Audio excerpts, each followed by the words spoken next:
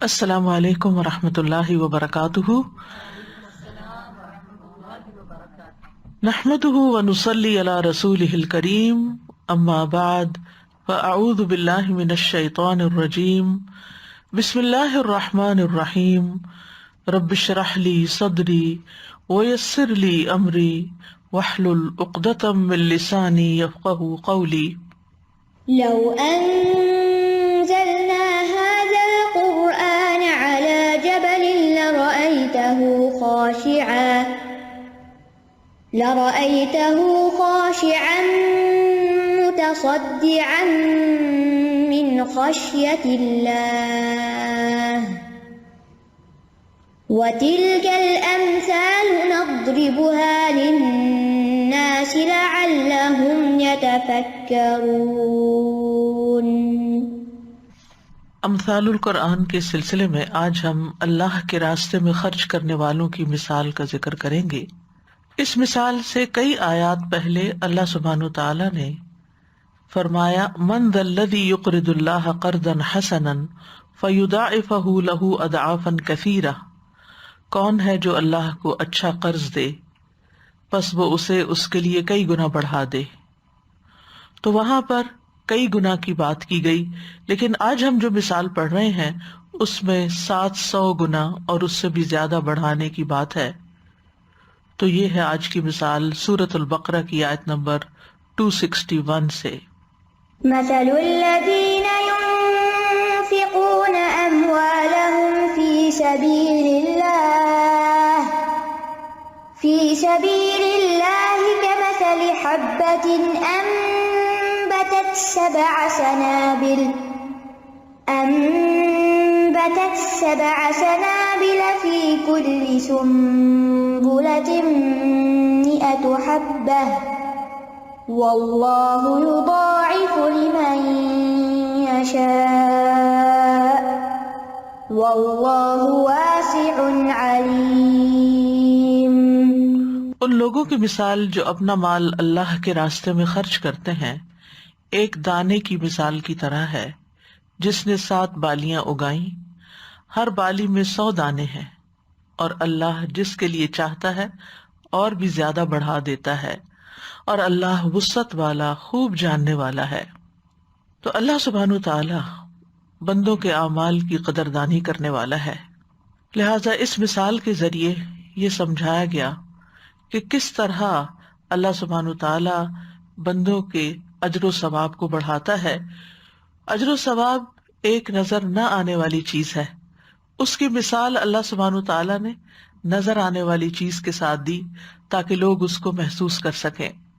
حقیقت یہ ہے کہ مرنے کے بعد سب سے زیادہ فائدہ دینے والا عمل انفاق فی سبیل اللہ ہے، اسی لیے یہاں انفاق فی سبیل اللہ یا اللہ کے راستے میں خرچ کرنے کے ذریعے نیکیوں کے اجر و ثواب کو کئی گنا زیادہ کرنے کو واضح طور پر سمجھایا گیا۔ تو اس مثال میں ہم دیکھتے ہیں کہ ایک طرف جہاں اجر و ثواب کے اضافے کی بات ہے، وہاں اس آیت سے ہمیں یہ بھی پتہ چلتا ہے کہ جس طرح اللہ سبحانہ تعالیٰ قبروں سے لوگوں کو زندہ کر کے اٹھائے گا، اس کی مثال بھی زمین میں ڈالے جانے والے دانے کی طرح ہے کہ جس سے ایک کی بجائے کئی دانے اگ جاتے ہیں۔ تو اگر اللہ سبحانہ تعالیٰ ایک سے 700 نکال سکتا ہے تو پھر وہ مردوں کو زندہ کیوں نہیں کر سکتا؟ بنیادی طور پر اس سے پہلے آیت نمبر 259 اور 260 میں 2 واقعات بیان ہوئے ہیں۔ 259 میں اس شخص کا واقعہ بیان کیا گیا جو ایک بستی پر گزرا، وہ اپنی چھتوں پہ گری ہوئی تھی۔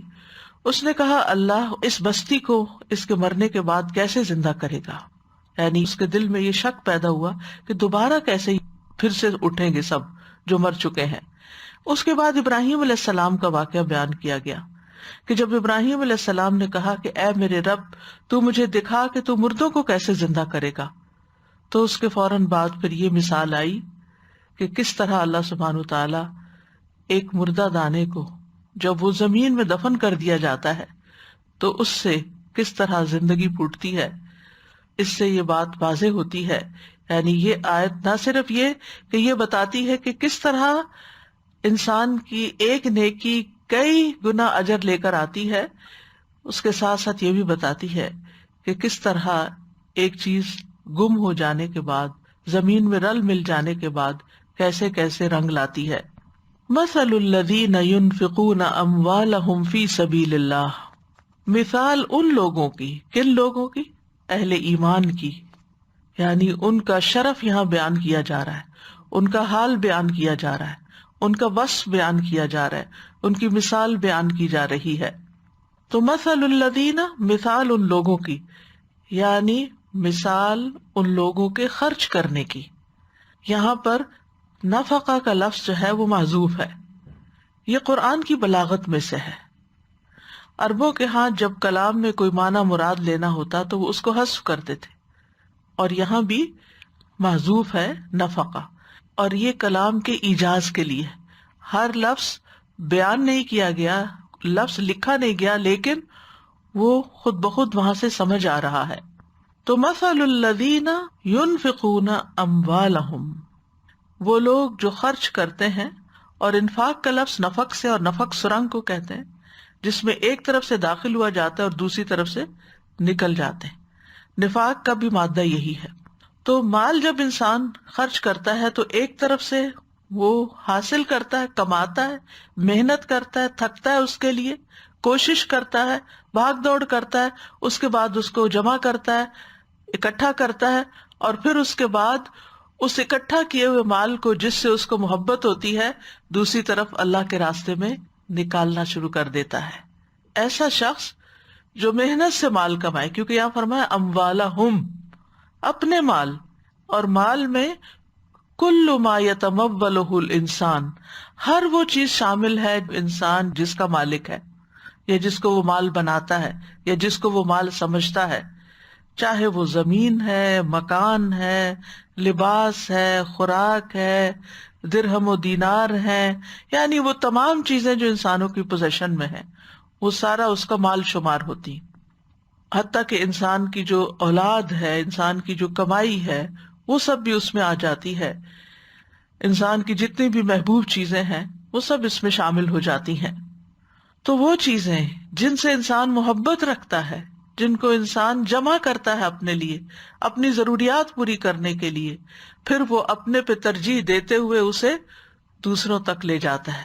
تو یہاں صرف یہ نہیں کہا گیا کہ الذین ينفقون المال، بلکہ کیا فرمایا گیا؟ الذین ينفقون اموالہم، اپنے مال خرچ کرتے ہیں، یعنی کہ کہیں سے چوری ڈاکہ کر کے پھر وہ کہیں دے دیتے ہیں یا لٹا دیتے ہیں، نہیں، بلکہ وہ مال ان کی اپنی پوزیشن میں ہوتا ہے، ان کا اپنا مال ہوتا ہے۔ ویسے تو دیکھا جائے تو ہمارے پاس جو کچھ بھی ہے وہ اللہ ہی کا دیا ہوا ہے، من مال اللہ کا لفظ قرآن مجید میں آتا ہے، لیکن اللہ تعالیٰ جب بندے کو اس کا مالک بنا دیتا ہے، وقتی طور پر، عارضی طور پر، بطور امانت اس کو دیتا ہے، تو پھر ایمان والوں کی صفت یہ ہوتی ہے کہ وہ اس مال کو صرف اپنے لیے ہی ذخیرہ کر کر کے نہیں رکھتے، جمع نہیں کرتے، بلکہ آگے بھی دیتے ہیں۔ اور پھر کیسے دیتے ہیں؟ فی سبیل اللہ، اللہ کے راستے میں، یعنی اللہ کے راستے سے مراد اللہ کی رضا کے کاموں میں، جن جن جگہوں پہ خرچ کرنا اللہ کو پسند ہے۔ اور اس کو کئی طرح بیان کیا گیا ہے، اس میں سب سے پہلا جہاد فی سبیل اللہ لیا گیا ہے۔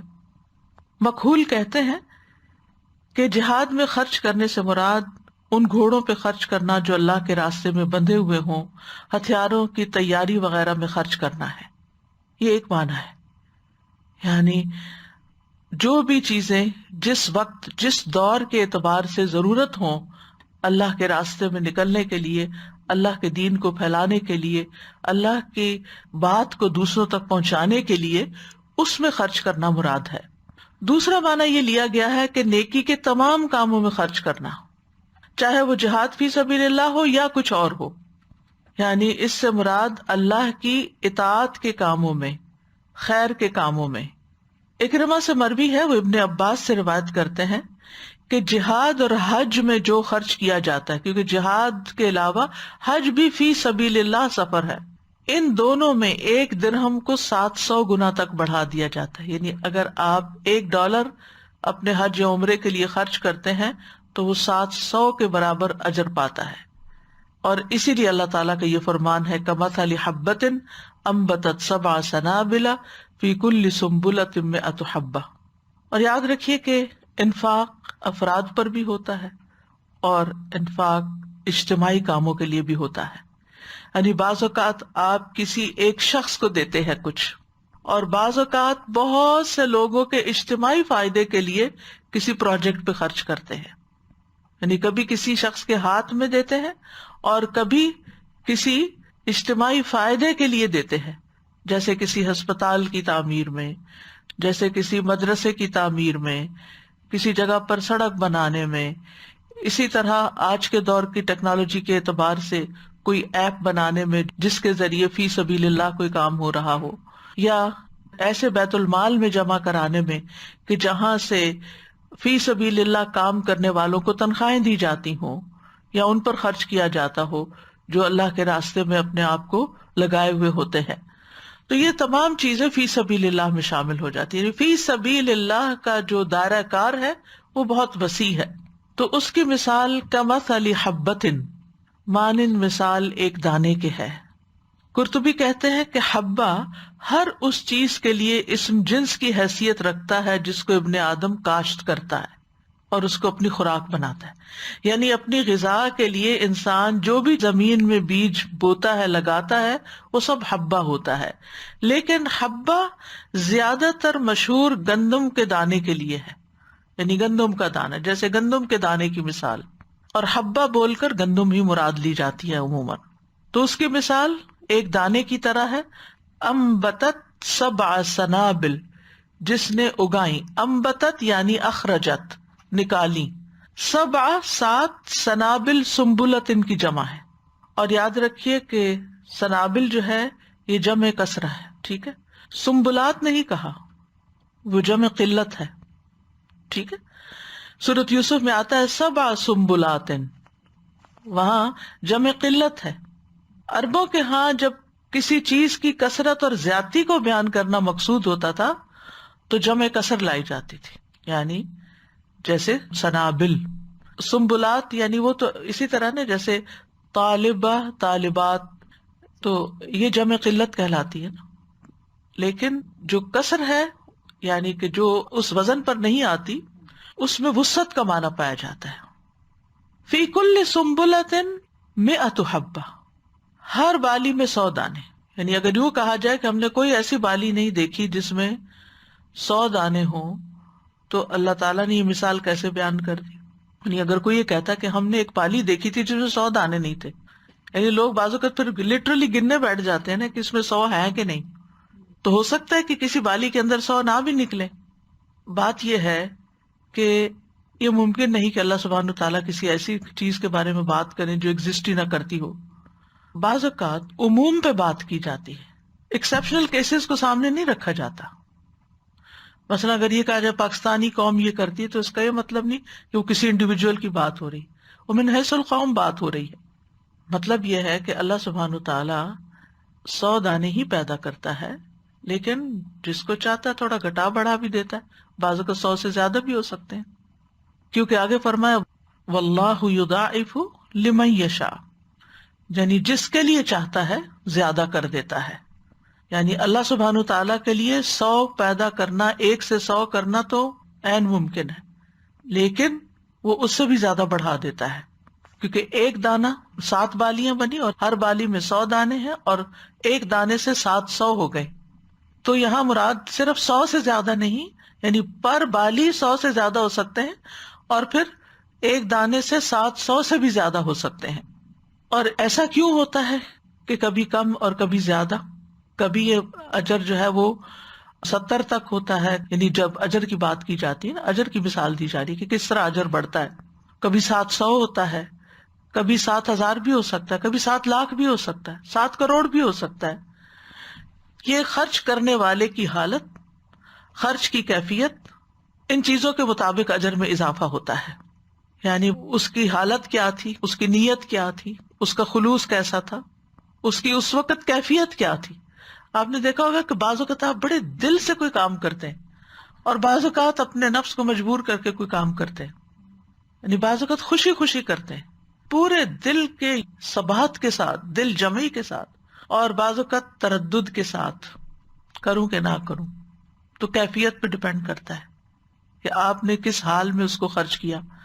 پھر اسی طرح اس کے حلال یا حرام ہونے پر ڈپینڈ کرتا ہے کہ آپ نے کس مال میں سے خرچ کیا. پھر یہ کہ آپ کے پاس خود کیا تھا، تھوڑا تھا یا زیادہ تھا.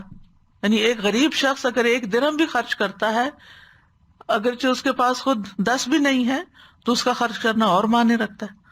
اور ایک ملینئر اگر 1000 یا لاکھ بھی خرچ کر دیتا ہے تو اس کے لیے وہ حالت بالکل مختلف ہے.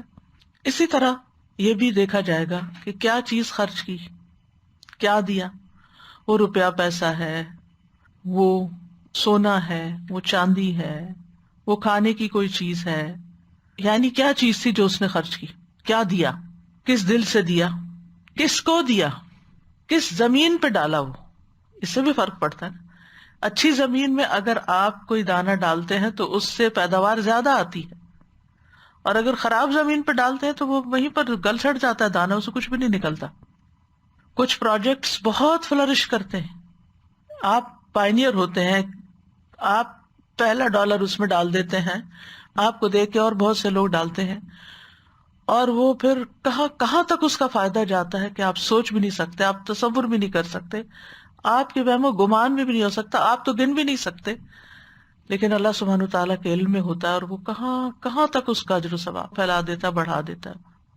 تو یہ بھی ڈپینڈ کرتا ہے کہ کس جگہ آپ دے رہے ہیں، کس کو دے رہے ہیں.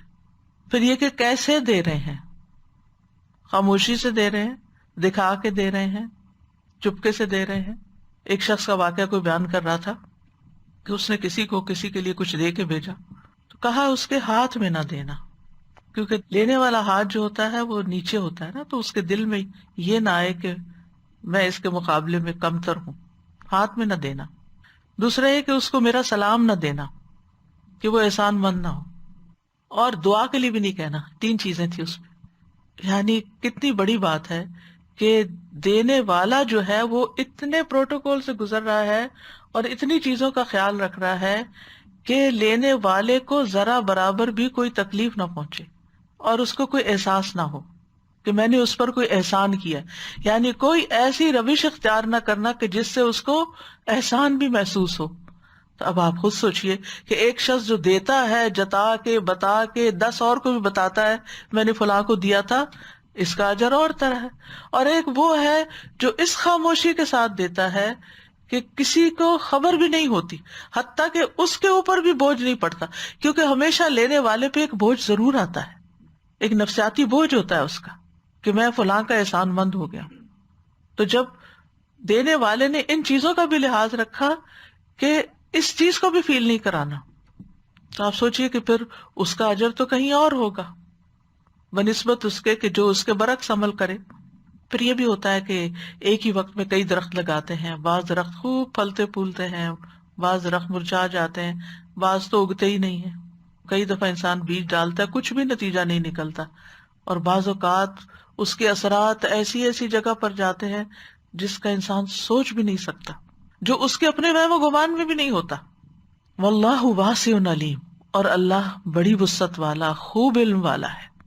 یعنی اپنی تمام صفات میں وسیع ہے، علم میں، قدرت میں، رحمت میں، مغفرت میں، وسعت ہی وسعت ہے اس کے، یعنی بہت برتر ذات ہے. اور یوں بھی آپ سوچئے کہ اگر ایک باریک سا چھوٹا سا دانہ، ایک دانہ صرف، کبھی ہم کسی کو ایک دانہ تو ویسے بھی نہیں دیتے. مثلاً اگر آپ نے کھانا بنا کے کسی کو دیا ہے اور اس میں دال ہے یا چاول ہے تو آپ وہ دانے گنتے تھوڑی ہیں کہ کتنے، یا ایک دانہ تھوڑی دیتے. لیکن صرف ایک دانے کو آپ دیکھیے کہ کوئی ایک دانہ دیتا ہے، اس دانے کے اندر اتنا پوٹینشل ہے کہ وہ دانہ 700 گنا میں بدل جاتا ہے، ملٹی پلائی بائی 700 ہو جاتا ہے. دانے کی وسعت ہے، یہ دانے کے اندر یہ پروگرامنگ ہے کہ وہ 700 گنا تک بن جائے، اس سے 700 نکلے. تو جس نے وہ دانہ پیدا کیا ہے اس کی وسعتوں کا کیا عالم ہوگا، وہ کتنا دے گا. یعنی جس رب نے ایک دانے کو اتنی صلاحیت بخشی ہے کہ وہ 700 دانے بن جائے، تو اس رب کے کیا کیا کمالات ہیں، اور اس کے دینے کی عطا کی، عنایتوں کی، نوازشوں کی، رحمتوں اور برکتوں کی کیا وسعت ہے کہ جس کا انسان تصور بھی نہیں کر سکتا، کہ وہ جب دینے پہ آئے تو کتنا دے سکتا ہے۔ اور پھر صرف واسع نہیں کہا، علیم بھی کہا، یعنی وہ علم والا ہے، یعنی اس کا علم اجمالی اور تفصیلی طور پر تمام چیزوں کو شامل ہے، چاہے کچھ ماضی میں ہو چکا یا ابھی ہو رہا یا آئندہ ہونے والا ہے، مکمل علم ہے۔ اس لیے بھی اللہ تعالیٰ کی صفت علیم یہاں آئی ہے کہ اللہ سبحانہ تعالیٰ جانتا ہے کہ کس کا اجر کس طرح بڑھانا چاہیے، یعنی اپنے علم کی بنیاد پر وہ دلوں کے حال بھی جانتا ہے، نیت جانتا ہے، مقدار جانتا ہے، وہ ایک ایک دانہ گن سکتا ہے، وہ ایک ایک پتا جو گرتا ہے اس کو جانتا ہے، ایک دانہ بھی کوئی جو دیتا ہے اس کو گن کے اپنے پاس رکھتا ہے، پھر کس کس تک پہنچا وہ یہ بھی گن لیتا ہے، اور وہ کب تک پہنچتا رہا، کیونکہ آپ دیکھیے ایک دانے کے اندر نسلوں تک بڑھنے پھیلنے کی صلاحیت ہوتی ہے۔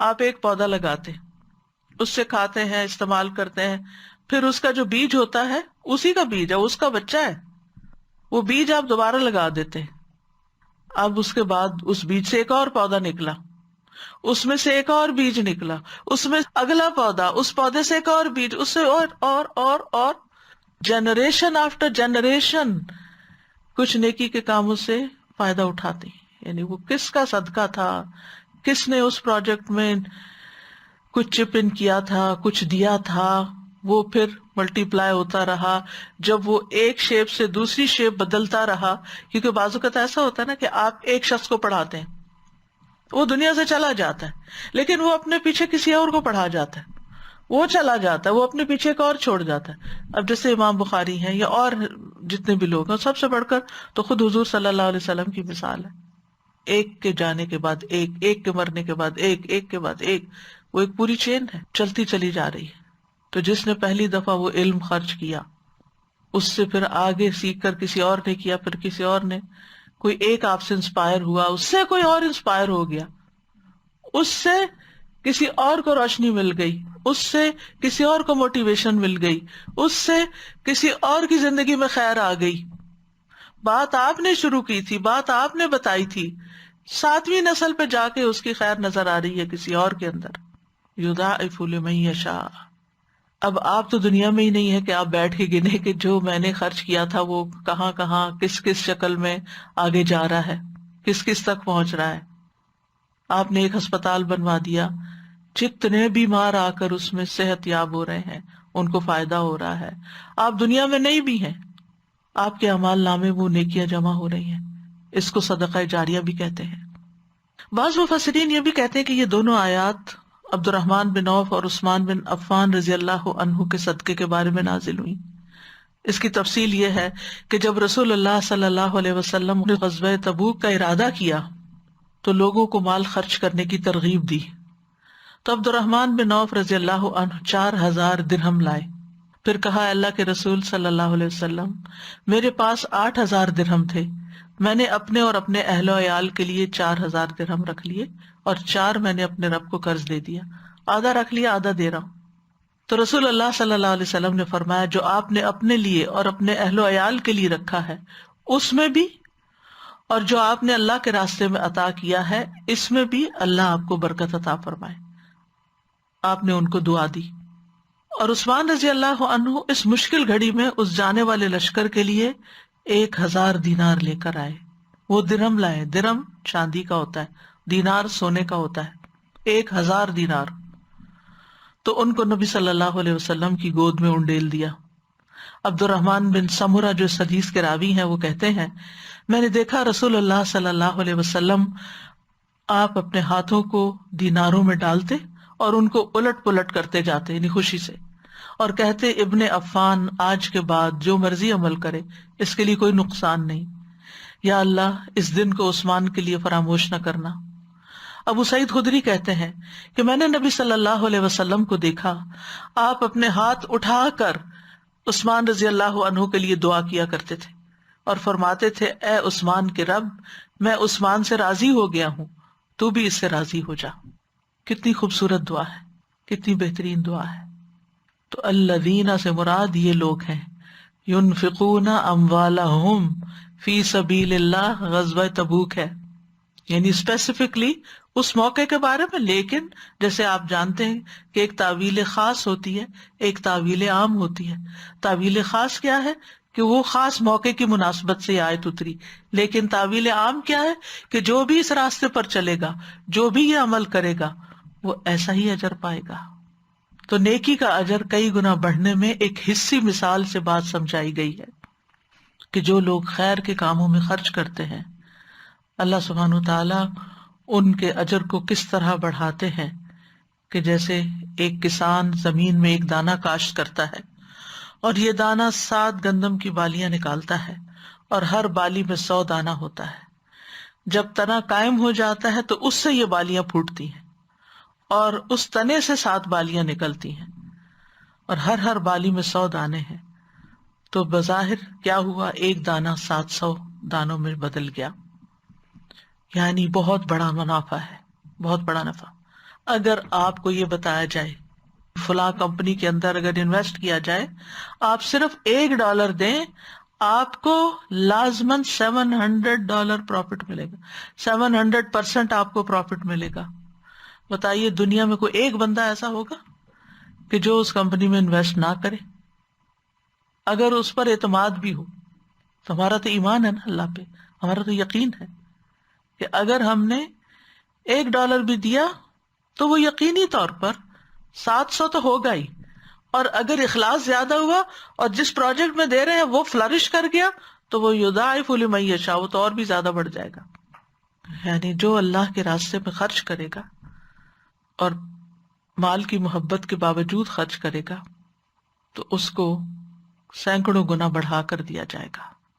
بات یہ کہ انسان کے اندر مال کی محبت رکھ دی گئی، وَأُحْضِرَتِ الْأَنفُسُ الشُّحَّ وَإِنَّهُ لِحُبِّ الْخَيْرِ لَشَدِيدٌ۔ انسان مال کی محبت میں یقیناً بڑا سخت ہے۔ سورۃ الفجر میں آتا ہے وَتُحِبُّونَ الْمَالَ حُبًّا جَمًّا، اور تم مال سے محبت کرتے ہو بہت زیادہ محبت۔ یہ فطری محبت ہے جو اللہ نے ہمارے دلوں میں رکھ دی ہے۔ کوئی بھی یہ نہیں کہہ سکتا، اگر کوئی کہتا ہے تو جھوٹ ہی کہتا ہے کہ مجھے مال سے محبت نہیں۔ کس کو محبت نہیں؟ ہر ایک کو مال اچھا لگتا ہے، جب بھی ہمیں ملتا ہے ہمیں خوشی ہوتی ہے، ایک سیٹسفیکشن ہوتی ہے، چاہے ضرورت ہو یا نہ ہو۔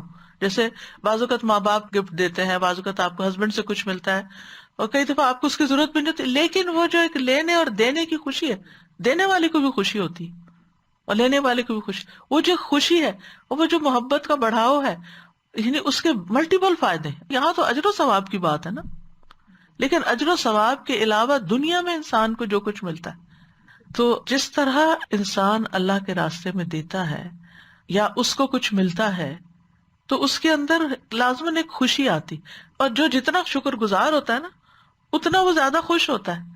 کچھ لوگ اگر ان کو کچھ ملے بھی تو وہ کہتے ہیں لو کیا دیا، یہ بلا کیا ہے، اور اس کے نقص نکالنے بیٹھ جاتے ہیں۔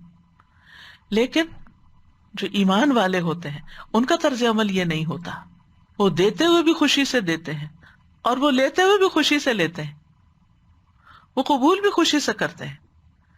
رب تعالیٰ بھی خوشی سے بندوں کے صدقات کو قبول کرتا ہے۔ تو بہرحال مال کی محبت جو ہے وہ انسان کے اندر ہے، انسان کہتا ہے مالی مالی، میرا مال میرا مال، لیکن پھر بھی وہ اللہ کے راستے میں دے دیتا ہے۔ انسان کے پاس ایک وادی ہو مال کی تو وہ دوسری اور پھر تیسری کا طلبگار ہوتا ہے، یعنی انسانی فطرت کے اندر ہے یہ خواہشات۔ زُيِّنَ لِلنَّاسِ حُبُّ الشَّهَوَاتِ مِنَ النِّسَاءِ وَالْبَنِينَ وَالْقَنَاطِيرِ الْمُقَنطَرَةِ مِنَ الذَّهَبِ وَالْفِضَّةِ وَالْخَيْلِ الْمُسَوَّمَةِ وَالْأَنْعَامِ وَالْحَرْثِ، یہ ساری مال ہی کی قسمیں نا۔ اور ویسے بھی یہ ہے کہ انسان کے ساتھ ضروریات بھی ہیں، یعنی محبت اس لیے بھی مال سے ہے کہ انسان کو ضرورت بھی پڑتی ہے مال کی، مال زندگی کو قائم رکھنے کا ذریعہ ہے۔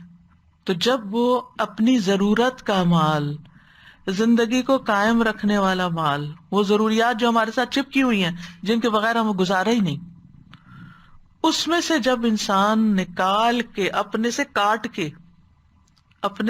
کے اپنے سے نکال کے، اپنی پاکٹ میں سے نکال کے، اپنی جیولری میں سے نکال کے، اپنے کھانے میں سے نکال کے، اپنی کسی بھی چیز میں سے نکال کے، وہ اس کی تھی، اموالہم، وہ پوزیس کرتا تھا، اس میں سے نکال کے اس نے اپنے سے الگ کر کے، جدا کر کے کسی دوسرے کی ضرورت پوری کی، تو یہ اللہ سبحانہ وتعالیٰ کی رضامندی کا ذریعہ بنتی ہے، اللہ کے قرب کا ذریعہ بنتی ہے۔ یعنی مومن مال کو اللہ کا تقرب حاصل کرنے کے لیے خرچ کرتا ہے۔ یعنی بعض اوقات ہم اپنی ضروریات پہ خرچ کرتے ہیں اور بعض اوقات ہم فی سبیل اللہ کرتے ہیں، اللہ کو خوش کرنے کے لیے، ہم اس کے سوا کچھ نہیں چاہتے۔ ایک صحابی نے کہا تھا کہ مال کتنی اچھی چیز ہے جس سے میں اپنی عزت نفس کی حفاظت کرتا ہوں اور اپنے رب کا تقرب حاصل کرتا ہوں، اسی لیے مال کو خیر بھی کہا گیا۔ ہمارے ہاں بس ایک عام نظریہ ہے کہ نہ مال اچھا نہ مال والے اچھے ہیں، کچھ نہ کچھ ان کے خلاف باتیں کی جاتی رہتی ہیں، وہ بعض اوقات حسد کی وجہ سے بھی ہوتی ہیں، اور مال کا کمانا یا مال کا حاصل کرنا کوئی پسندیدہ بات نہیں سمجھی جاتی۔ لیکن وہ صحابی کہتے ہیں کہ کتنا اچھا ہے یہ مال کہ جس کے ذریعے میں اپنی عزت نفس کی بھی حفاظت کرتا ہوں، یعنی اپنی ضروریات کے لیے میں کسی کے آگے ہاتھ نہیں پھیلاتا، اور میں اپنے رب کا قرب بھی حاصل کرتا ہوں۔ لیکن یاد رکھیے کہ قرب تب حاصل ہوتا ہے جب اخلاص کے ساتھ خرچ کیا جائے، اللہ کی رضا کے لیے خرچ کیا جائے، ریاکاری کے لیے نہ ہو، کسی انسان کی نظر میں کچھ بننے کے لیے نہ ہو، اور دوسرا یہ کہ شریعت کی حدود کے اندر خرچ کیا جائے۔ یعنی فی سبیل اللہ کا لفظ ہی یہ بتاتا ہے کہ یہ اللہ کی شریعت کا راستہ ہے، یعنی بدعات پر مال خرچ نہ کیا جائے، حرام کاموں پہ خرچ نہ کیا جائے، گمراہ کرنے والے منصوبوں پہ خرچ نہ کیا جائے، ایسی چیزوں پہ خرچ نہ کیا جائے جو لوگوں کے بگاڑ کا باعث بنے، فساد کا باعث بنے۔ بعض اوقات ہمیں اپنی اولاد سے محبت ہوتی ہے تو ہم ان پہ مال خرچ کرتے ہیں، کیا سوچ کر کہ شاید اس کی وجہ سے یہ ہم سے محبت کرنے لگے، شاید اس کی وجہ سے یہ ہماری بات ماننے لگے۔ لیکن ہوتا کیا ہے کہ وہ جتنا جتنا ہم ان کو دیتے جاتے ہیں اتنا اتنا اور وہ بگڑتے جاتے ہیں۔ تو جب ہمیں یہ محسوس ہو کہ ہماری محنت سے کمایا ہوا یہ مال اولاد کے بگاڑ کا ذریعہ بن رہا ہے، تو پھر اولاد کو مت دیں، اپنی آخرت کے لیے کہیں اور دیں۔ تو دو اہم ترین شرائط ہیں، ایک تو اخلاص اور ایک اللہ کے بتائے ہوئے طریقوں کے مطابق فی سبیل اللہ میں یہ سب کچھ آ جاتا ہے۔ تو جب ان شرائط کے اوپر آپ مال خرچ کریں گے تو پھر وہ کئی گنا زیادہ ہو جائے گا، اس میں اضافہ ہو جائے گا، اور انسان کے اندر فائدہ حاصل کرنے، نفع کمانے کی ایک شدید خواہش پائی جاتی ہے۔ یعنی آپ دیکھیے کہ آپ مال سے مزید مال بھی بناتے ہیں نا، تو وہ بھی اسی وجہ سے کہ انسان اس سے بھی فائدہ حاصل کرنا ہے۔ تو آپ جب اللہ کے راستے میں دیتے ہیں تو آپ یوں سمجھیں جیسے آپ مال سے مال بنا رہے ہیں اور حاصل کر رہے ہیں، آپ کا کم جا رہا ہے، مل آپ کو زیادہ رہا ہے۔ اور یہ بھی یاد رکھیے کہ بیج جتنا اچھا ہوگا اتنی قوی فصل ہوگی، جتنا بہترین مال خرچ کریں گے، جتنا عمدہ مال خرچ کریں گے، جتنی اچھی چیز دیں گے، اتنا ہی نتیجہ زیادہ آئے گا، اتنا ہی فائدہ زیادہ ہوگا، اتنا ہی پھل زیادہ آئے گا۔ اللہ تعالیٰ صرف حلال قبول کرتا ہے، حرام مال جو ہے انسان کے اوپر وبال ہوتا ہے۔ اچھا، اسی طرح اس مثال سے یہ بات بھی پتہ چلتی ہے کہ بیج جو ہے اس کو زمین میں چھپا دیا جاتا ہے نا، تو چھپا ہوا صدقہ جو ہے وہ زیادہ افضل ہے، اس کا زیادہ فائدہ نکلتا ہے۔ اگر وہی دانا آپ میز کے اوپر رکھیں، آپ زمین کے اوپر رکھ دیں، آپ اپنے ہاتھ میں رکھیں تو کیا ہوگا؟ اس سے کچھ بھی نہیں نکلے گا۔ آپ اس کو پانی میں ڈالیں، ہو سکتا ہے پھول جائے، پھٹ جائے، ہو سکتا ہے اس میں سے کچھ تھوڑے بہت پتے وتے بھی نکل آئیں، لیکن جو دانا آپ زمین کے اندر ڈال دیتے ہیں اس سے زیادہ سبزہ نکلتا ہے، پھل پھول نکلتے ہیں۔ تو جو جتنا چھپا کے اللہ کی رضا کے لیے آپ دیتے ہیں وہ اتنا ہی زیادہ آپ کے لیے فائدہ مند ہوتا ہے، الا یہ کہ دکھا کے دینے میں بھی بڑھوتری کا اضافہ ہو کہ بہت سے اور لوگ بھی دیں گے۔ پھر کچھ اور چیزیں بھی ہیں کہ بیج کاشت کرنے کے بعد اس کی حفاظت کرنا ضروری ہے، صدقے کی بھی حفاظت ضروری ہے۔ بیج کی حفاظت پانی لگا کے کی جاتی ہے، کیڑے مکوڑوں سے بھی حفاظت کی جاتی ہے، جو اس کے آس پاس اور چیزیں اگ جاتی ہیں ان کو بھی نکال کے کی جاتی ہے۔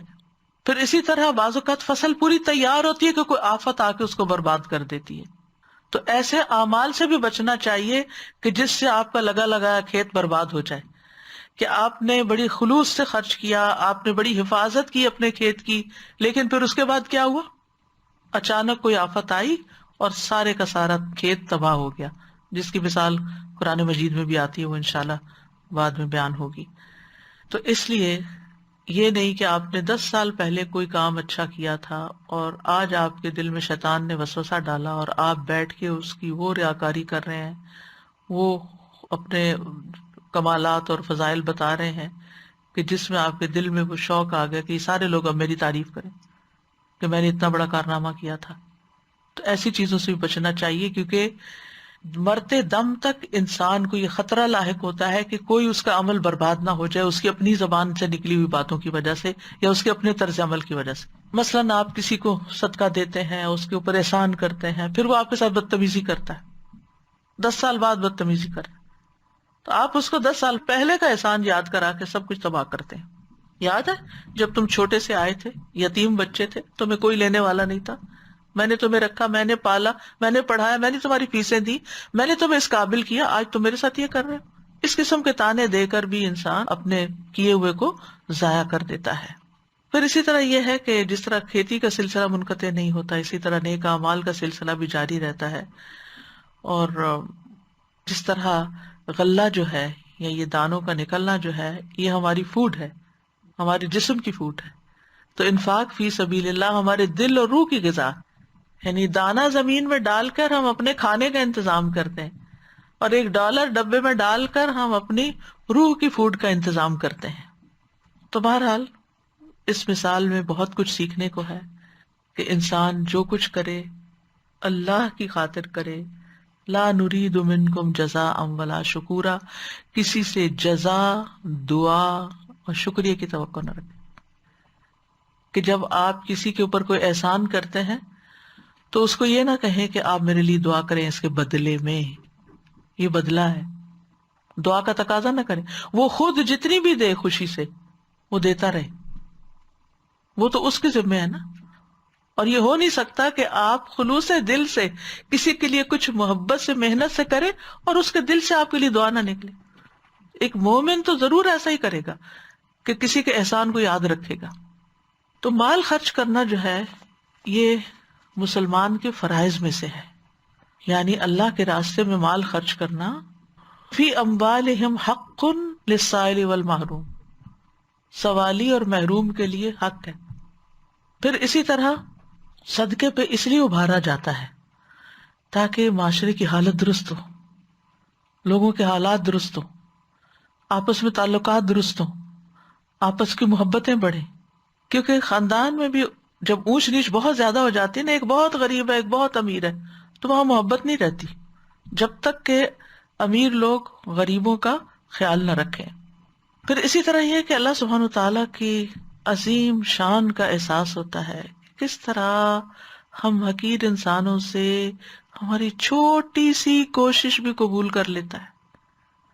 اگر ہمیں کوئی ایک دانہ دے تو ہم کیا کریں گے؟ واپس اس کے اوپر پھینکیں گے، لے جاؤ یہ۔ یعنی اگر ہمیں کوئی ہماری ضرورت سے کم دے، تھوڑا دے، ٹھیک نہ دے، تو ہم ناراض ہو جائیں گے اس سے۔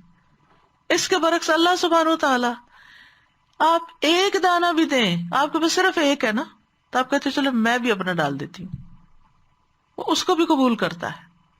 اس سے آپ اندازہ لگائیں کہ اللہ کے ہاں قبولیت کا درجہ کیا حیثیت رکھتا ہے، اور پھر صرف لیتا نہیں، اس کو پالتا ہے، نشو نما کرتا ہے۔ جیسے وہ حدیث میں آتا ہے نا، کوئی شخص اپنی پاکیزہ کمائی سے ایک کھجور بھی خرچ نہیں کرتا مگر اللہ اسے اپنے داہنے ہاتھ سے قبول کرتا ہے، اور آج کل تو خوب کھجوریں بٹ رہی ہیں، اور اسے اس طرح پالتا ہے جس طرح تم میں سے کوئی اپنے بچھیرے یا اونٹ کے بچے کو پالتا ہے، حتیٰ کہ وہ ایک کھجور پہاڑ کی طرح یا اس سے بھی زیادہ ہو جاتی ہے، اس طرح بڑھاتا ہے، یضاعف لمن یشاء، پہاڑ بن جاتا ہے وہ۔ اسی طرح رسول اللہ صلی اللہ علیہ وسلم نے فرمایا، جس نے اللہ کی راہ میں کوئی ایک چیز خرچ کی اس کے لیے اس کا 700 گنا لکھا جاتا ہے۔ ابو مسعود کہتے ہیں کہ ایک آدمی نے اللہ کے راستے میں ایک اونٹنی صدقہ کی جس کی ناک میں نکیل پڑی ہوئی تھی، تو رسول اللہ صلی اللہ علیہ وسلم نے فرمایا، قیامت کے دن یہ 700 اونٹنیاں لے کر آئے گا جن کی ناک میں نکیل پڑی ہوگی، یعنی اس کو واقعی وہ سب ملے گا۔ اور ویسے بھی آپ دیکھیں کہ اللہ سبحانہ و تعالیٰ کے خزانوں میں تو کوئی کمی ہے ہی نہیں. سارے لوگ ایک چٹیل میدان میں کھڑے ہو کر ہر کوئی مانگے اور سب کچھ مانگے جو اس کو چاہیے، اور اللہ تعالیٰ سب کچھ دے دے. تو اللہ تعالیٰ کے خزانوں میں تو اتنی کمی نہیں ہوتی جتنی سوئی کو پانی میں ڈال کے سمندر میں کمی ہو. اور پھر یہ کہ اللہ سبحانہ و تعالیٰ اس کو اپنے اوپر قرض کے طور پر بھی لیتا ہے. من یقرض اللہ قرضا حسنا، یعنی جو مال فی سبیل اللہ دیا جاتا ہے خصوصاً دین کی تبلیغ کے لیے، دین کے قیام کے لیے، دین کو پھیلانے کے لیے، کیونکہ اس کے فائدے بہت زیادہ ہوتے ہیں، بہت ملٹیپل فائدے ہوتے ہیں، کئی جہتوں میں اس کے فائدے جاتے ہیں کہ لوگوں کے اندر علم آتا ہے، ان کے اندر خشیت آتی ہے، تقویٰ آتا ہے، اور زیادہ خیر کے کام کرتے ہیں تو وہ خیر بڑھتی چلی جاتی ہے. تو اللہ سبحانہ تعالیٰ اس کو بڑھاتا ہے، اس قرض کو پھر زیادہ کرتا ہے. پھر آپ دیکھیے کہ اللہ سبحانہ تعالیٰ کے دیے ہوئے مال میں سے جب ہم خرچ کرتے ہیں تو اللہ تعالیٰ اس کو تجارت کہتے ہیں. ان اللہ اشتری من المؤمنین انفسهم واموالهم بان لهم الجنہ. اب اس کے آخر میں آتا ہے فاستبشروا ببیعکم الذی بایعتم بہ، اپنی اس تجارت پر خوش ہو جاؤ جو تم نے اللہ سے کی. وذالک هو الفوز العظیم، اور یہی بہت بڑی کامیابی ہے. اور اس لیے بھی ہمیں خرچ کرنا چاہیے کہ خرچ کرنے سے گناہ معاف ہوتے ہیں، آگ سے بچاؤ کا ذریعہ ہے. اس دن یعنی قیامت کے دن کے آنے سے پہلے پہلے خرچ کر لینا چاہیے، جب کوئی خرید و فروخت کام نہیں آئے گی، کوئی دوست کام نہیں آئے گا، کوئی سفارش کام نہیں آئے گی. اور پھر یہ کہ موت کے آنے سے پہلے پہلے وَأَنفِقُوا مِمَّا رَزَقْنَاكُمْ مِن قَبْلِ أَن يَأْتِيَ أَحَدَكُمُ الْمَوْتُ فَيَقُولَ رَبِّ لَوْلَا أَخَّرْتَنِي إِلَىٰ أَجَلٍ قَرِيبٍ فَأَصَّدَّقَ وَأَكُن مِّنَ الصَّالِحِينَ. اور اس میں سے خرچ کرو جو ہم نے تمہیں دیا ہے اس سے پہلے کہ تم میں سے کسی کو موت آ جائے، پھر وہ کہے اے میرے رب تو نے مجھے قریب مدت تک مہلت کیوں نہ دی کہ میں صدقہ کرتا اور نیک لوگوں میں سے ہو جاتا. یعنی کہا جاتا ہے کہ موت کے وقت سب سے زیادہ انسان کو یہ خواہش ہوگی کہ میں اپنا مال دے کے آتا، کیونکہ اب وہ اس کا نہیں رہا نا. اس کو پتا چل رہا ہے کہ جو کچھ میں نے کمایا تھا یہ میرے ساتھ تو جائے گا نہیں، یہ تو وارث تقسیم کر لیں گے. اس میں سے خرچ کرو جو ہم نے تمہیں دیا اس سے پہلے کہ تم میں سے کسی کو موت آئے، پھر وہ کہے اے میرے رب تم نے مجھے قریبی مدت تک مہلت کیوں نہ، تھوڑی سی مہلت اور مل جاتی تو میں یہ اور یہ بھی خرچ کر دیتا. آج جب ہم زندہ ہیں، ہماری خواہشات ہیں، ہماری ضروریات ہیں، تو ہم خرچ کرتے ہوئے گھبراتے ہیں، لیکن موت کے وقت کیا چاہیں گے؟ سبھی کچھ اللہ کو دے دیتے، کیونکہ جو آج یہاں سے ڈپازٹ کر کے جا رہے ہیں کل جہاں جا رہے ہیں وہاں ملنے والا ہے. لیکن اگر وہاں کے لیے ڈپازٹ ہی نہیں کیا اور سب کچھ دنیا میں ہی جمع کر دیا، دنیا کے بینکوں میں ہی رہ گیا، پھر وہاں سے کیا ملے گا؟ وہ تو دنیا والوں کو ہی مل جائے گا نا، وہ ہمیں تو نہیں ملے گا وہاں جا کر. اور پھر جتنا زیادہ انسان اللہ کے راستے میں دیتا ہے اتنا ہی زیادہ اجر پائے گا. رسول اللہ صلی اللہ علیہ وسلم نے فرمایا جو لوگ دنیا میں زیادہ مالدار ہیں قیامت کے دن وہی خسارے میں ہوں گے سوائے اس کے جسے اللہ نے مال دیا اور وہ اسے اپنے دائیں، اپنے بائیں، اپنے آگے، اپنے پیچھے خرچ کرے اور اسے بھلے کاموں میں لگائے، یعنی نیکی کے کاموں میں. بلال رضی اللہ عنہ کہتے ہیں کہ رسول اللہ صلی اللہ علیہ وسلم نے فرمایا بلال خرچ کیا کرو، عرش والے کی طرف سے مفلسی سے نہ ڈرا کرو، غریب ہونے سے نہ ڈرا کرو. اور پھر آپ دیکھیں کہ جو دیتا ہے اللہ تعالیٰ اس کو مزید دیتا ہے، اور جو بخل کرتا ہے اس کے بخل کا وبال بھی اس کے اپنے اوپر ہی پڑتا ہے. اللہ تعالیٰ بندوں کے مال سے بے نیاز ہے، اللہ تعالیٰ کو اس کی ضرورت نہیں. جو اللہ کے راستے میں خرچ کرتا ہے خود ہی فائدہ اٹھاتا ہے. خرچ کرنے سے اللہ کا قرب اور اس کی رحمت ملتی ہے. وَيَتَّخِذُ مَا يُنْفِقُ قُرُبَاتٍ عِندَ اللَّهِ وَصَلَوَاتِ الرَّسُولِ. اللہ کے ہاں قربتیں اور رسول کی دعائیں ملتی ہیں. خوف اور غم سے نجات کا ذریعہ، ڈپریشن کا علاج ہے. الذین ينفقون اموالهم باللیل والنہار سرا وعلانیة فلہم اجرہم عند ربہم ولا خوف علیہم ولا ہم یحزنون. وہ لوگ جو اپنے مال رات اور دن چھپے اور کھلے خرچ کرتے ہیں ان کے لیے ان کا اجر ان کے رب کے پاس ہے، ان پر نہ کوئی خوف ہوگا نہ وہ غمگین ہوں گے. پھر بیماریوں سے حفاظت ملتی ہے. ایک روایت میں آتا ہے اپنے مریضوں کا علاج صدقے سے کرو. ابن شقیق کہتے ہیں میں نے عبداللہ بن مبارک کو اس وقت کہتے ہوئے سنا جب ان کے پاس ایک آدمی آیا اور اس نے ان سے اپنے گھٹنے میں نکلنے والے ایک زخم کے بارے میں پوچھا. اس زخم کو 7 سال ہو چکے ہیں، بہت علاج کرائے، فائدہ نہیں ہوا. طبیبوں سے بھی پوچھا، نہیں ڈاکٹرز کو بھی کنسلٹ کیا، کوئی فائدہ نہیں ہوا. تو عبداللہ بن مبارک نے کہا جاؤ ایسی جگہ جا کر کنواں کھدواؤ جہاں پانی کی ضرورت ہو، مجھے امید ہے جب وہاں سے چشمہ پھوٹے گا تو تمہارا یہ خون رسنا بند ہو جائے گا. یعنی وہ یہاں سے نکلنے کے بجائے وہاں پانی کی شکل میں نکل رہا ہے. جب اس شخص نے ایسا ہی کیا تو وہ صحت یاب ہو گیا. یعنی بیماریوں سے بچاؤ اور علاج بھی ہے صدقہ. مشکلات سے نکلنے کا راستہ ہے. یحییٰ علیہ السلام کو 5 باتوں کا حکم دیا گیا تھا کہ ان پہ خود بھی عمل کریں اور بنی اسرائیل کو بھی عمل کرنے کے لیے کہیں. ان میں سے ایک یہ کہ میں تمہیں صدقہ کرنے کا حکم دیتا ہوں، کیونکہ اس کی مثال اس شخص کی سی ہے جسے دشمن نے قید کر کے اس کے ہاتھ گردن سے باندھ دیے ہوں، پھر اسے قتل کرنے کے لیے لے چلیں اور وہ ان سے کہے کیا تم میری جان کا فدیہ وصول کرنے کے لیے تیار ہو؟ پھر وہ تھوڑے اور زیادہ کے ذریعے جس طرح بھی بن پڑے اپنی جان کا فدیہ پیش کرنے لگے یہاں تک کہ اپنے آپ کو چھڑا لے. تو گویا جب ہم صدقہ کرتے ہیں تو اپنی گردن کو چھڑاتے ہیں، اپنے آپ کو مصیبت سے نکالتے ہیں. اور پھر جو خرچ کرتے ہیں اللہ تعالیٰ ان پر مزید خرچ کرتا ہے. حدیث میں آتا ہے یا ابن آدم انفق علیک، اللہ تعالیٰ فرماتے ہیں اے ابن آدم خرچ کرو، میں تم پہ خرچ کروں گا.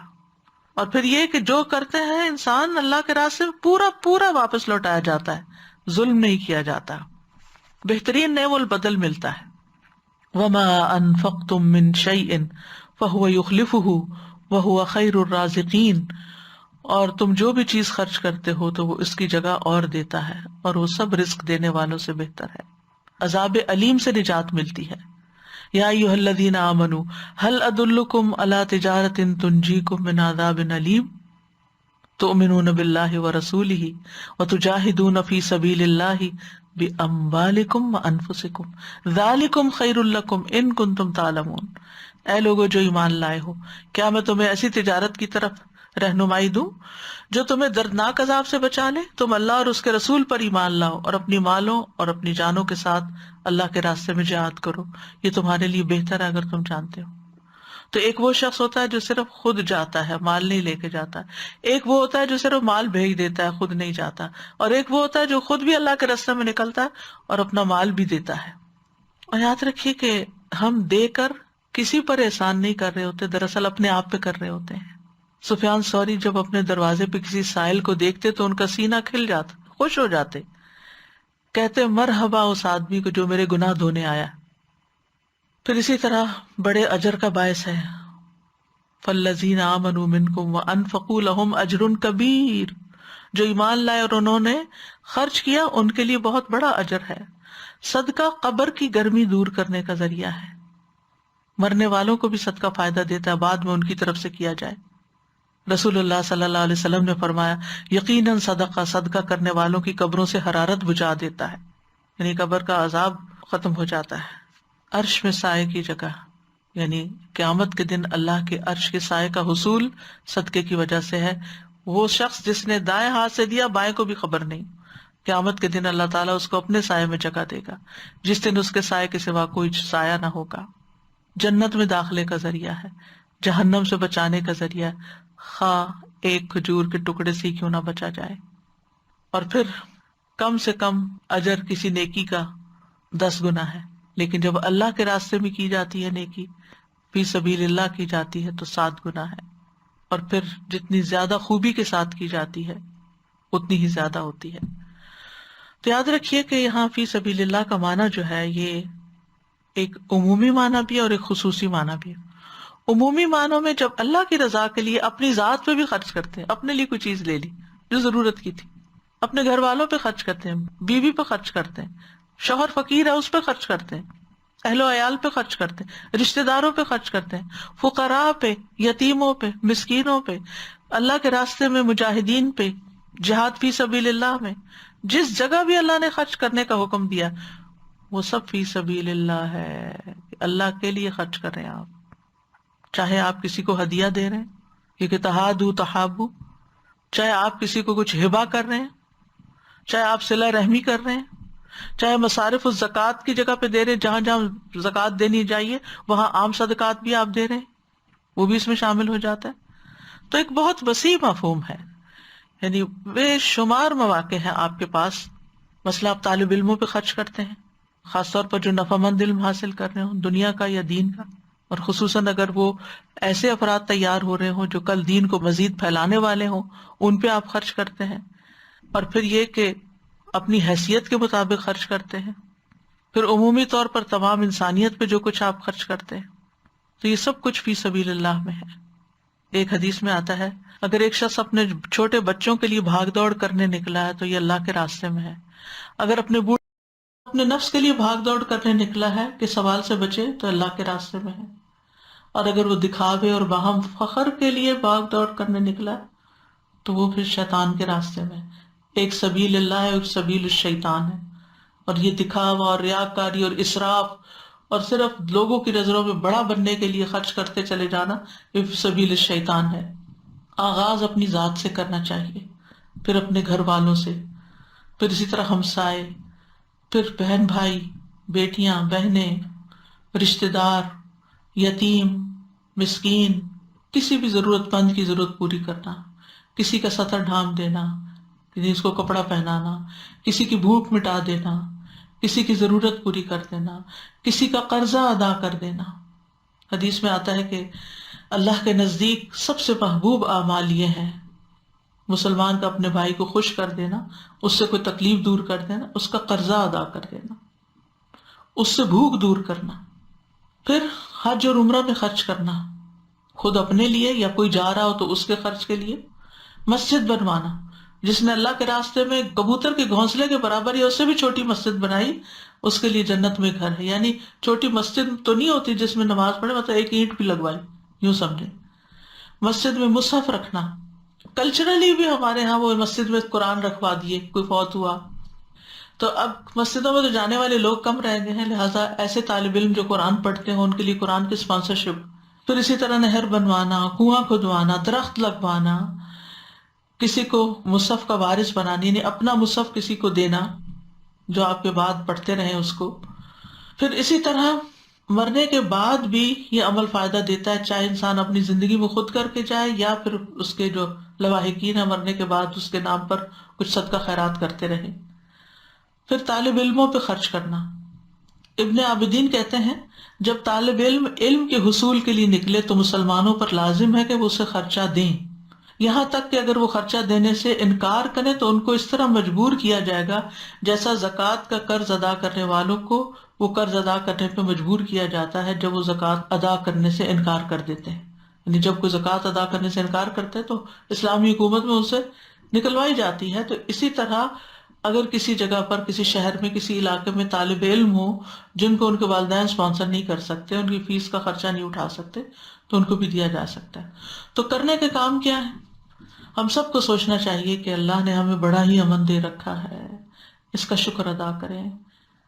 دنیا کے نقشے پر نظر تو ڈالیں، خصوصاً اسلامی دنیا کے. شام، یمن، عراق، افغانستان، صومال، کتنے ہی علاقے ہیں کہ جہاں پر لوگ قسم و کرسی کی حالت میں رہ رہے ہیں. ان کے پاس کھانے کو نہیں، پہننے کو نہیں، رہنے کو نہیں. اگر یہ ساری چیزیں ہمیں وافر مقدار میں ملی ہوئی ہیں اور امن سے ہم رہ رہے ہیں تو ہمیں اللہ کا شکر ادا کرنا چاہیے. اور اس شکرانے کا حصہ کیا ہے کہ ہم اپنے مال میں سے ان لوگوں پر بھی اور اس کے علاوہ نیکی کے کاموں پر بھی خرچ کریں. پھر یہ کہ کرنے کے کاموں میں ایک یہ کہ اپنی عادت بنا لیں، کیونکہ ہر روز انسان کے اوپر صدقہ واجب ہو جاتا ہے. جیسے ہر روز نماز پڑھنی ہوتی ہے نا، ہر روز صدقہ کرنا چاہیے. چاہے گھر میں آپ کو وہ جو غلہ کہتے ہیں یہ کیا وہ رکھ لیں، اس میں کچھ ڈالتے رہیں، یا یہ کہ کسی بھی شکل میں آپ میک شور کریں کہ آج کا میں نے صدقہ دے دیا. اور اگر آپ کے پاس دینے کو کچھ بھی نہیں یا کوئی لینے والا ہی نہیں تو ایسی صورت میں آپ اپنے جو اشراق اور چاشت کے نفل ہیں وہ آپ کے لیے صدقہ ہو جاتے ہیں، کفارہ ہو جاتے ہیں. لیکن وہ ویسے بھی پڑھنے چاہیے، صرف مال بچانے کے لیے نہیں. اور اس میں آپ دیکھیے کہ اب کیا مشکل ہے، اٹھائیں اپنا فون، نکالیں ایپ اور کریں ٹرانسفر جہاں بھی چاہتے ہیں. اب تو کچھ مشکل ہی نہیں رہا کہ آپ یہ کہیں کہ اب کوئی لینے والا نہیں، میں کہاں جاؤں رات کے وقت، کیونکہ دن میں بھی خرچ، رات میں بھی خرچ. پھر یہ ہے کہ جو اپنے ہاتھ کی کمائی سے دیتا ہے، اپنی محنت سے، یا اس کو کوئی ملا ہوتا ہے اس میں سے دیتا ہے تو وہ زیادہ بہتر ہے.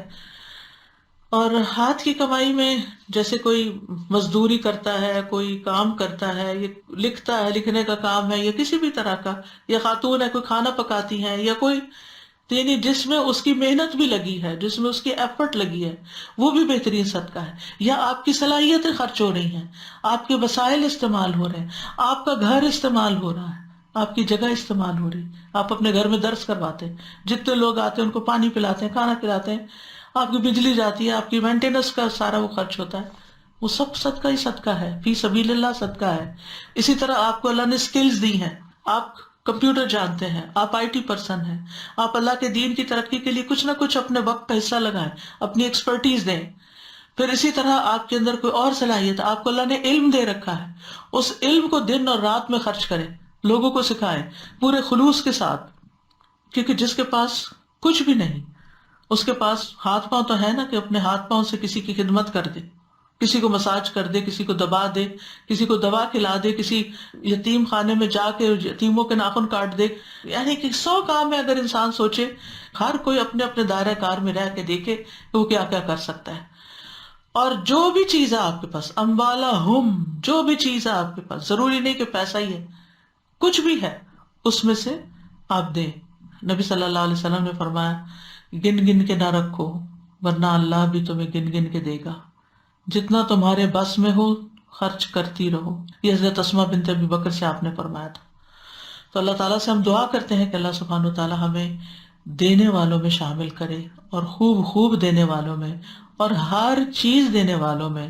ان صلاتی و نسکی و محیای و مماتی للہ رب العالمین لا شریک لہ وبذلک امرت وانا اول المسلمین. اللہم انی اسألک فعل الخیرات، اللہم انی اسألک فعل الخیرات وترک المنکرات وحب المساکین وان تغفر لی وترحمنی واذا اردت فتنة فی قوم فتوفنی غیر مفتون. اسألک حبک وحب من یحبک وحب عمل یقربنی الی حبک. اللہم انی اعوذ بک من العجز والکسل والجبن والبخل والحرم واعوذ بک من عذاب القبر واعوذ بک من فتنة المحیا والممات. ربنا تقبل منا انک انت السمیع العلیم وتب علینا انک انت التواب الرحیم. وصلی اللہ تعالی علی خیر خلقہ محمد وعلی آلہ واصحابہ واہل بیتہ. کہ اس آیت کی خوشخبری کہ اتنا اللہ سبحانہ تعالیٰ بڑھائیں گے، یہ تمام سال کے لیے ہے نا، ہر دن کے لیے ہے. ہر دن کے لیے. اور آج خاص طور پہ رمضان المبارک میں یہ موقع اس سوچ سے، اس موٹیویشن کے ساتھ ہم اویل کریں تو انشاءاللہ اللہ سبحانہ تعالیٰ کہاں تک خیر بڑھا سکتے ہیں. تو بہت زیادہ سب لوگوں کے لیے موقع ہے، اور الحمدللہ عمومی اور خصوصی دونوں طرح سے آپ نے وضاحت کی. خصوصی میں خاص طور پہ دین کے کام کے لیے تھوڑی سی سب کی توجہ دلانا چاہوں گی کہ الحمدللہ الہدیٰ انسٹیٹیوٹ جو کام اس وقت کر رہے ہیں دین کی ترقی کے لیے، دین کا علم پہنچانے کے لیے، خاص طور پہ اب کیونکہ ٹیکنالوجی پہ ڈپینڈنٹ ہیں in this current covid era especially. آپ دیکھیں کہ لوگوں کا دین پڑھنے کی یا دین کی بات سننے کا شوق ضرور ہے، لیکن ان کی افورڈیبلٹی کم ہو گئی ہے. تو جو لوگ پہلے فیس دے بھی سکتے تھے وہ بھی اب تھوڑی سی مشکل میں آ گئے ہیں. تو ہمارے پاس اسٹوڈنٹ اسپانسرشپس کے لیے بہت سی اپلیکیشنز آتی ہیں، اور دل چاہتا ہے کہ کسی کو بھی ڈکلائن نہ کیا جائے، بلکہ جتنی ان کی ضرورت ہے اتنا سارا ہی دے دیا جائے. اور اسی چیز کے لیے انشاءاللہ سب بہنوں کو جو آن لائن سن رہے ہیں ان سب کو بھی انکریج کروں گی کہ زیادہ سے زیادہ جس قدر ہو سکے حصہ ڈالیں. منتھلی اگر پلیجز دے سکتے ہیں تو وہ بھی، اور اگر ون ٹائم ہے تو بھی، تاکہ زیادہ سے زیادہ لوگوں کو جو فارمل اسٹوڈنٹس ہیں ان کو بھی فائدہ پہنچایا جا سکے، اور جو انفارملی لسنرز ہیں دنیا میں کہاں کہاں ماشاءاللہ یہ ریکارڈنگز اردو اور انگلش پروگرامز کی سنی جاتی ہیں، ریپلے ہوتی ہیں. تو اس پہ سرورز کے، آن لائن کے ہر طرح کے اخراجات ہیں، اور ٹیکنالوجی جاننے والے اسکلفل امپلائیز کے لیے بھی ظاہر ہے کہ ایک ادارے کے اوپر ذمہ داری ہے، اور یہ بھی انفاق فی سبیل اللہ کی ایک بہترین قسم ہے. تو انشاءاللہ just I wanted to draw attention to this. اللہ سبحانہ تعالیٰ سب کے لیے برکت عطا فرمائے.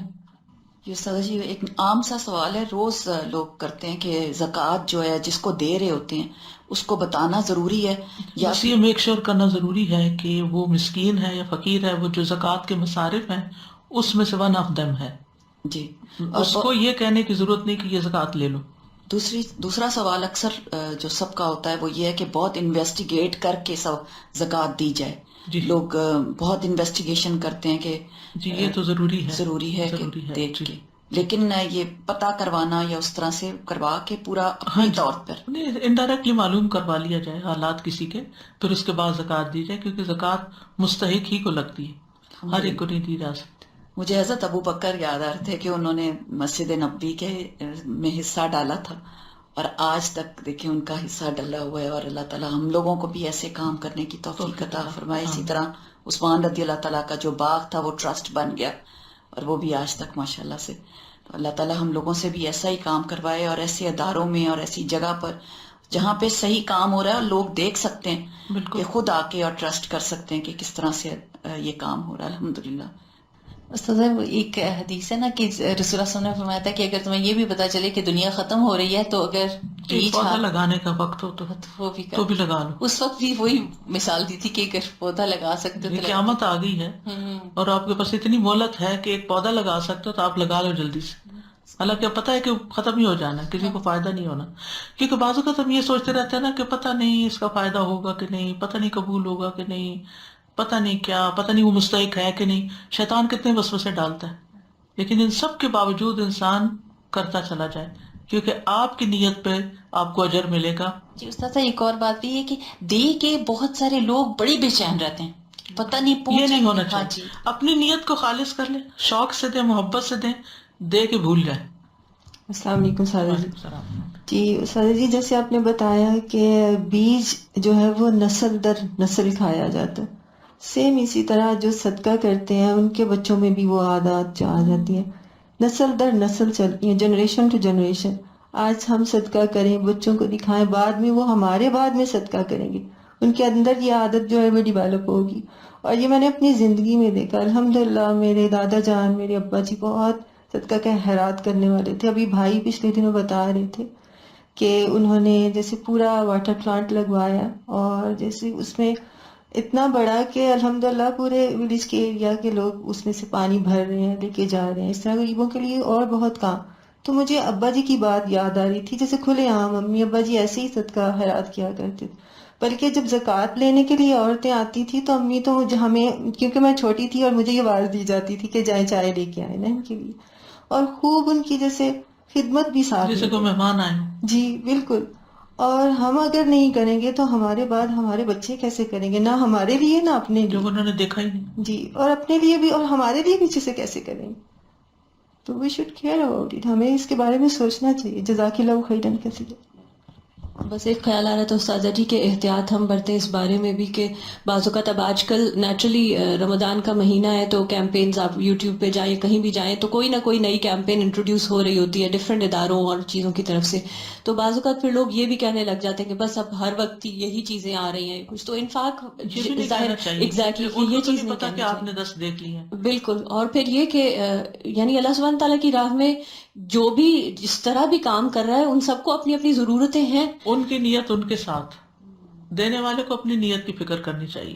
وآخر دعوانا ان الحمد للہ رب العالمین، سبحانک اللہم وبحمدک، اشہد ان لا الہ الا انت، استغفرک واتوب الیک۔ السلام علیکم ورحمۃ اللہ وبرکاتہ۔